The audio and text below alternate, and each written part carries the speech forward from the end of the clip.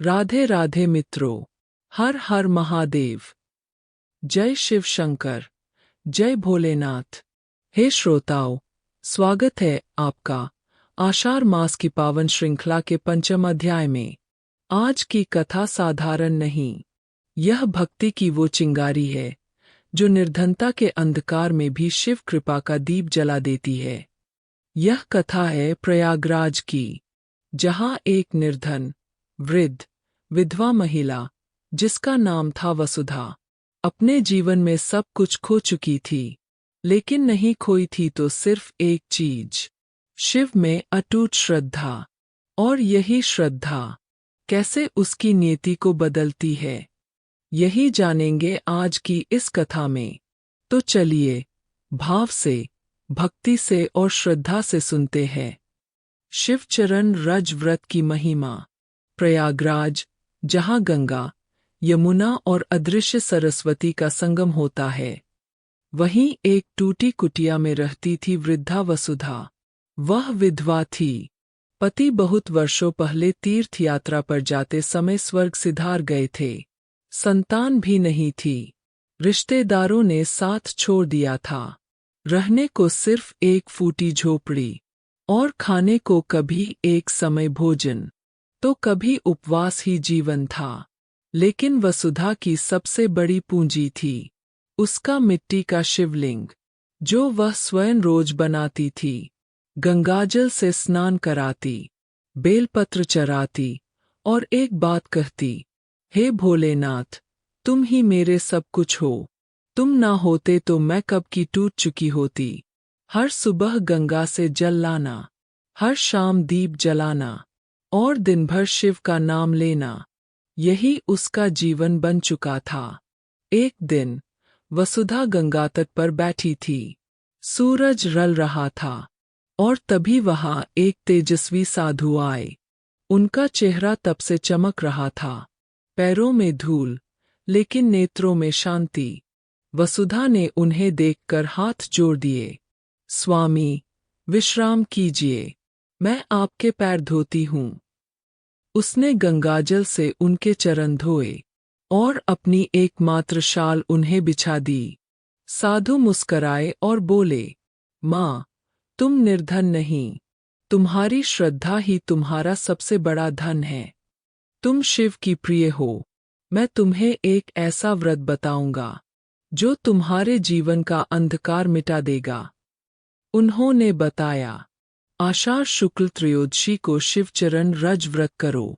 रेत में शिव के चरण चिन्ह बनाओ, उन्हें गंगाजल से स्नान कराओ, फिर उस रज को मस्तक पर धारण करो और शिव का स्मरण करो। देखना, चमत्कार होगा। वसुधा ने सिर झुका लिया और संकल्प लिया, मैं यह व्रत करूंगी। मेरे पास कुछ नहीं, लेकिन मेरा मन तुम्हारे चरणों में है, महादेव। आषाढ़ शुक्ल त्रयोदशी प्रातःकाल वसुधा गंगा तट पहुंची। उसने पहले गंगा में स्नान किया, फिर तट की सबसे कोमल रेत को चुना।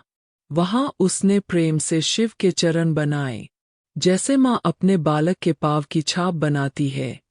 फिर उस पर गंगाजल डाला, तुलसी, बेलपत्र और फूल अर्पण किए। वह दिन भर उपवास पर रही, ना फल ना जल, सिर्फ नमः शिवाय का जप। शाम होते होते उसकी आंखों में आंसू थे। हे नीलकंठ, क्या आप मेरी आवाज सुनते हैं? मेरे पास आपके लिए कोई कीमती वस्तु नहीं, बस मेरी श्रद्धा है। क्या वह पर्याप्त नहीं? उसने उस चरण रज को उठाया और सिर पर लगाया। उस क्षण ऐसा लगा मानो संपूर्ण वातावरण दिव्य हो उठा। उसी रात एक अमीर व्यापारी प्रयाग से गुजर रहा था। वह तीर्थ दर्शन को आया था, पर जैसे ही उसका रथ गंगा तट पर आया, घोड़े अचानक रुक गए। ना मारने से चले, ना मंत्रोच्चार से। व्यापारी घबरा गया। नीचे उतर कर देखा, तट पर एक वृद्धा ध्यान में मग्न बैठी है। उसके चारों ओर दिव्य प्रकाश है और एक अलौकिक सुगंध। रात में व्यापारी को स्वप्न आया। स्वयं शिव ने दर्शन दिए और कहा, हे व्यापारी, जो वृद्धा तूने देखी है वह मेरी अनन्य भक्त है। उसे कष्ट नहीं होना चाहिए। उसे अपनी माँ बना और उसके नाम से एक शिव मंदिर का निर्माण कर। अगले दिन व्यापारी वसुधा के पास गया, उसके चरणों में गिर गया। माँ, मैं तुम्हारा पुत्र बनना चाहता हूँ। आपका आदेश मेरे लिए व्रत है। वसुधा की आंखों में आंसू थे, पर यह आंसू अब पीड़ा के नहीं, कृपा के थे। कई महीनों में प्रयागराज में एक मंदिर बना, जिसे नाम दिया गया वसुधेश्वर महादेव मंदिर। और वसुधा, जो कभी निर्धन थी, अब सैकड़ों श्रद्धालुओं की माँ वसुधा बन गई। श्रद्धालुओं, यह कथा हमें क्या सिखाती है? शिव केवल सोने की माला नहीं देखते, वे मन की माला देखते हैं। शिव को महंगे भोग नहीं चाहिए, उन्हें भक्ति का रस चाहिए।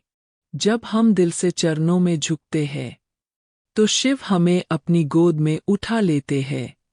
तो इस आषाढ़ मास की त्रयोदशी पर आप भी शिवचरण रज व्रत करें। रेत में चरण बनाएं, उन्हें स्नान कराएं और प्रेम से उनका नाम लें। कहिए, नमः शिवाय, हर हर महादेव। प्रतिदिन आषाढ़ मास के नए अध्याय सुनने के लिए चैनल को सब्सक्राइब करें।